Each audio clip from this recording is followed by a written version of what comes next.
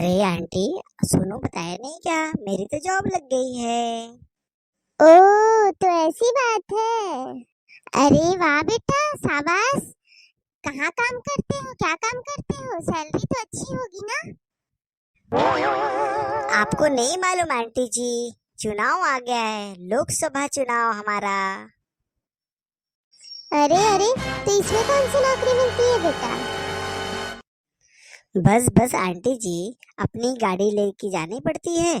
50-50 का सुबह शाम हमको पेट्रोल मिल जाता है।